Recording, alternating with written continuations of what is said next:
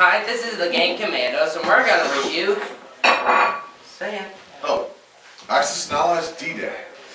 And it's the first game of a first of the three-part games where the game designer takes three major campaigns of World War II, and this one is the first, and it's about, since the title, D-Day, the whole operation.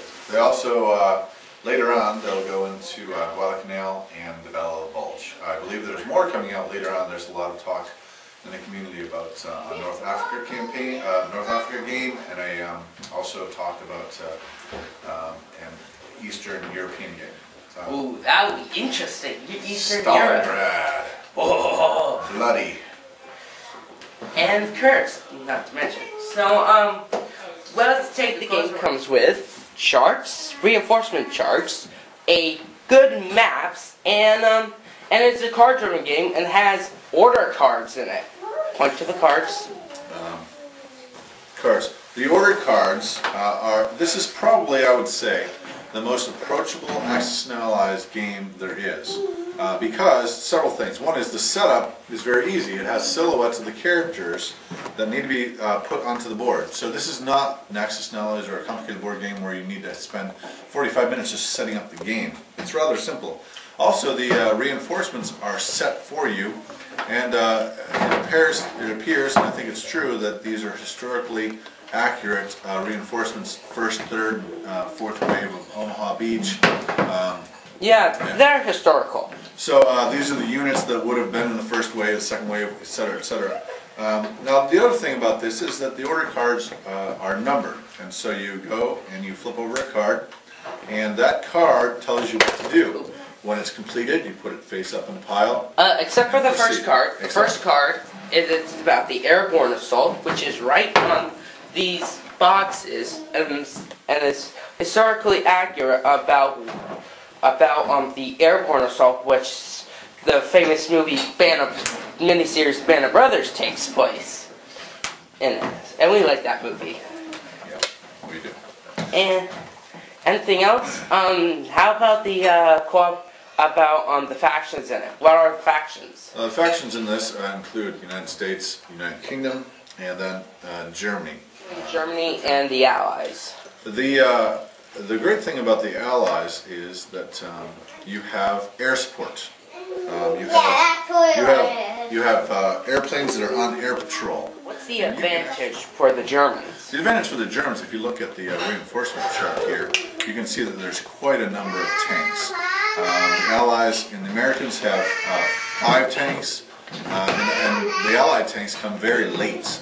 The pillboxes or blockhouses are the concrete reinforced shelters that the Germans used, and those get to fire on the landing areas. There's a card that allows that. Those get to fire at the landing areas. The good thing for the Allies is that the Allies get to shoot at them with their continuing combat scenario, where you don't fight to the death, but you only fight one round of combat. You only get 10 rounds to accomplish your goals, and you can pass through areas that are enemy held. That's right, Daniel, isn't it? Yeah. So that if you're in combat, for instance, and you're in the same space as the landing beach at Omaha Beach, you can then pass through. You don't have to. Well, unless you want. Well, you have to if you just landed. Right. But if you're still on the beach, you could just try to break out. And you need to conquer all 3 of the cities in order to win the game. It's a fun game. It's quick for Axis and Allies. It's easy to learn. Axis and Allies D-Day. Of course. It is. Even though we're fans for the Axis and Allies, even Larry Harris actually came on your birthday party. In my 40th birthday party. And we actually like the series. We actually never met him until last year.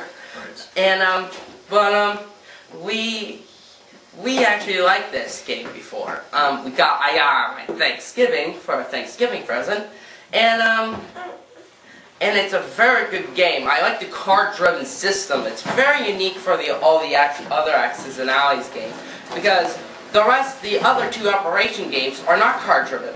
We do like Access and Allies.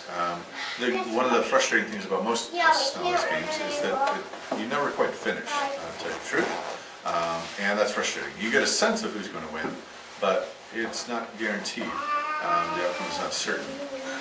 So I think that a game like this, where you can actually finish, is very encouraging for young players. How long does this thing last? It lasted. It's a 12 and up and 2 to 3 players. No timing in this thing. Probably this would take you, with very few interruptions, 2 hours, maybe 2.5. But with us, interruptions are inevitable. Right. But you do, like I said, get. So one of the things I would encourage the community to do is to play this game first as an introductory and beginner game for early players and our children. We want to raise another generation of board game players, like I'm trying to. And introduce this as the first game. It's a great way to introduce a historical board game, a complicated board game, and it introduces some of the concepts that they'll delve into later in Access and Allies. Bombardment, for instance, air patrol, which is one of the newest ones in the latest game, the Access and Allies Pacific and Europe games, 1940. So those things will be introduced in this game. So again, this game is going to encourage young players in simplicity.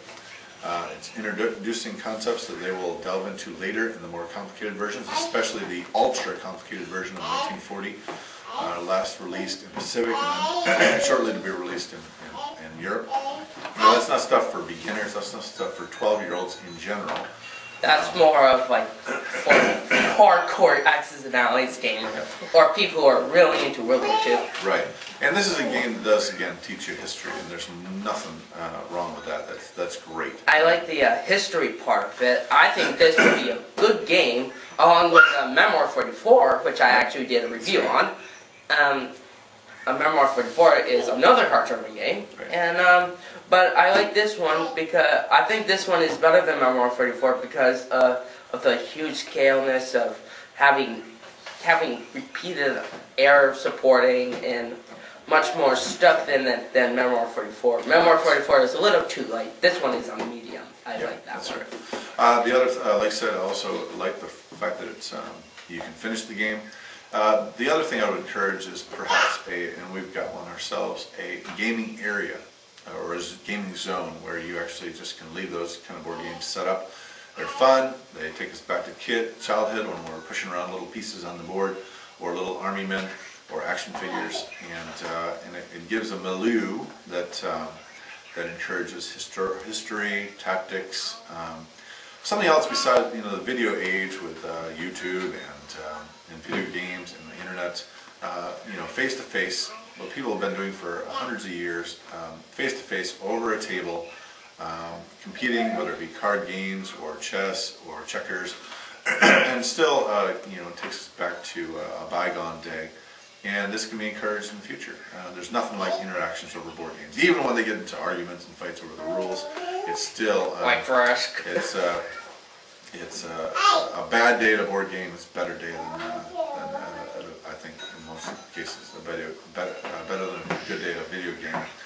Socially, for your minds.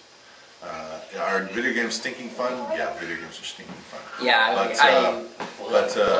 I can remember times where I've made people cry in board games, and where I've laughed heartily, and those are memories that I have to this day. And I don't have too many memories of playing video games except for when my thumb was hurting from playing Link too much. So, anyways, that's our review of D-Day. And we recommend you buy this. Order it on Amazon. That would be a good place to order. Or on eBay. Avalon Hill presents it. And also, this would be, like I said, this is recommended. The Hasbro. This is the beginning version of Access and Allies. This is what we recommend for beginners. Thank you.